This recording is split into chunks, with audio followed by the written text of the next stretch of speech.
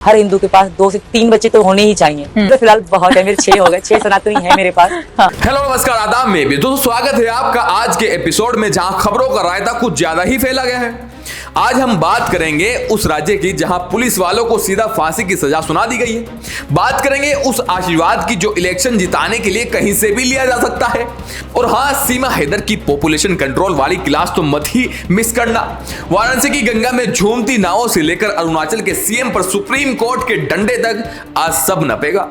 चलिए बिना किसी बकवास के शुरू करते हैं खबरों का सिलसिला जो टीवी मीडिया पर आपको नहीं मिलेगा। शुरुआत करते हैं एक ऐसी खबर से जिसने पूरे देश को हिला दिया है। साल 2020 याद है जब हम घर में बंद थे। तमिलनाडु के साथनकुलम में एक बाप बेटे जयराज और बेनिक्स को सिर्फ इसलिए उठाया गया क्योंकि दुकान 9 बजे के बाद खुली थी। कस्टडी में उनके साथ जो हुआ वो रूह कपा देने वाला था, लेकिन न्याय हुआ है दोस्तों। मदुरै कोर्ट ने इसे रेयरेस्ट ऑफ रेयर माना और सभी 9 पुलिसकर्मियों को मौत की सजा सुना दी है, साथ ही करोड़ों का मुआवजा भी। यह फैसला उन खाकी वर्दी वालों के लिए बड़ा सबक है जो समझते हैं कि थाने के अंदर वो भगवान है। अब चलते हैं बाबा की नगरी वाराणसी में। अभी कुछ दिन पहले इफ्तार पार्टी को लेकर 14 लोग जेल गए थे। मामला ठंडा भी नहीं हुआ था कि अब बीच गंगा में शराब और शबाब का वीडियो वायरल हुआ दोस्तों। माझी समाज का पारंपरिक जुलूस था, लेकिन नाव पर डीजे बज रहा था और गिलास छलक रहे थे। देखिए, आस्था अपनी जगह है, पर गंगा को बार बना देना कहां की समझदारी है। एसीपी साहब कह रहे हैं कि जांच होगी। अब देखना यह है कि कानून का डंडा इफ्तार वालों की तरह यहां भी उतनी ही तेजी से चलता है या फिर परंपरा के नाम पर फाइल दब जाती है। रिश्तेदारी निभाना कोई अरुणाचल के सीएम पेमा खांडू जी से सीखे। आरोप है कि सरकारी ठेके बांटने की बारी आई तो उन्हें अपने परिवार और बीजेपी नेताओं की कंपनियों के अलावा कोई दिखा ही नहीं। मतलब घर की खेती घर का ही बीज। लेकिन सुप्रीम कोर्ट ने कह दिया है कि पिक्चर अभी बाकी है मेरे दोस्त। अब इस मामले की जांच सीबीआई करेगी। जब मामला देश की सबसे बड़ी अदालत में पहुंच जाए तो समझो कुर्सी डगमगाने लगी है। खांडू जी अब सिर्फ फाइलें नहीं, जवाब भी तैयार रखने होंगे। अगली खबर जरा सचेत करने वाली है। मथुरा से एक शर्मनाक मामला आया है, जहां एक जूस बेचने वाले ने 17 साल की बच्ची को फ्री जूस का लालच देकर उसे अपने जाल में फंसाया और फिर घिनौनी वारदात को अंजाम दे दिया।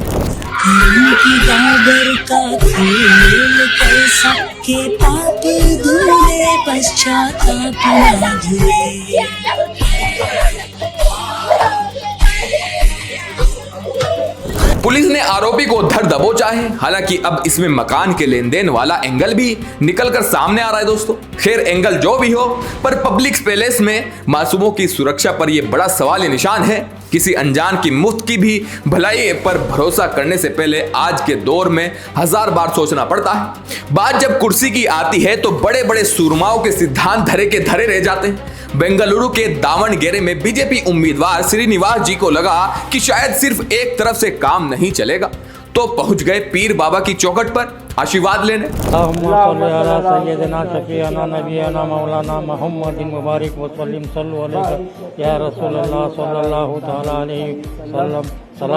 ये राजनीति भी कमाल की चीज है ना।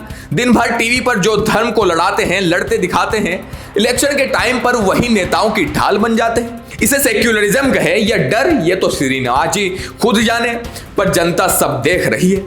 अब रुख करते हैं दिल्ली की ओर, जहां सियासत का पारा हाई है। खबर है कि असम पुलिस पवन खेड़ा के घर पहुंच गई। क्योंकि खेड़ा साहब ने असम के सीएम हेमंत बिस्वा शर्मा और उनकी पत्नी पर कुछ गंभीर आरोप लगाए थे। बस फिर क्या था, हेमंत जी खुद एक जमाने में कांग्रेस के पोस्टर बॉय थे, वो भड़क गए।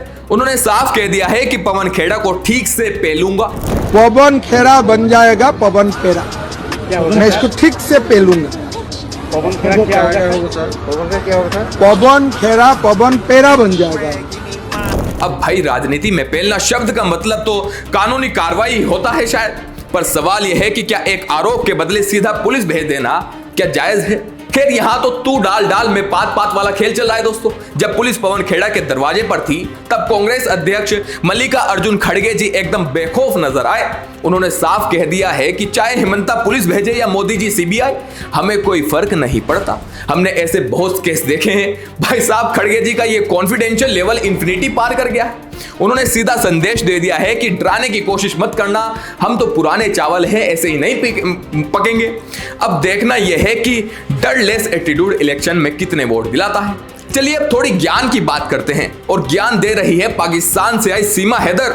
सीमा जी का कहना है कि हर हिंदू के पास कम से कम 2 से 3 बच्चे होने चाहिए, क्योंकि दूसरे लोग 6 से 7 बच्चे पैदा करके तादाद बढ़ा रहे हैं। कहूंगी हर हिंदू के पास 2 से 3 बच्चे तो होने ही चाहिए। नहीं 1 बच्चा करेंगे, नहीं 2 बच्चे करेंगे, बस करेंगे, ऐसा क्या क्या हिंदू कम कर दिए गए। और अब जो दूसरे लोग हैं वो 6 8 बच्चे पैदा करके मेरे 6 हो गए, 6 सनातनी है मेरे पास। हाँ। मजे की बात सुनिए, वो कह रही है मैंने तो 6 सनातनी पैदा कर दिए।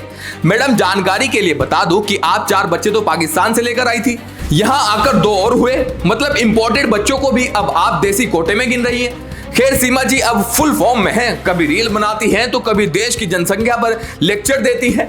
क्या जमाना आ गया है दोस्तों। जाते जाते एक गंभीर खबर बंगाल के नंदीग्राम से है।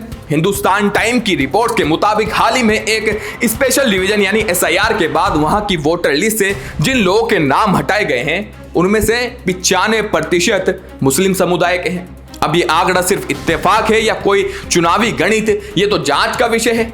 ममता दीदी कह रही है कि बदला लो, तो बीजेपी कह रही है कि फर्जी वोटरों की सफाई है। इलेक्शन से ठीक पहले वोटर लिस्ट का यह खेल नंदीग्राम की पिच को और भी ज्यादा फिसलन भरा बना रहा है। तो दोस्तों ये थी आज की वो 10 बड़ी खबरें जिन्होंने इंटरनेट से लेकर गलियों तक हलचल मचा रखी है। पुलिस की फांसी की सजा से लेकर सीमा हैदर के ज्ञान तक आपको सबसे ज्यादा हैरान करने वाली खबर कौन सी लगी? कमेंट्स में अपनी राय जरूर दें। जल्दी लौटूंगा बड़ी बड़ी अपडेट्स के साथ, छोटी छोटी वीडियो के साथ, ताकि आप बोर भी ना हो। जय हिंद।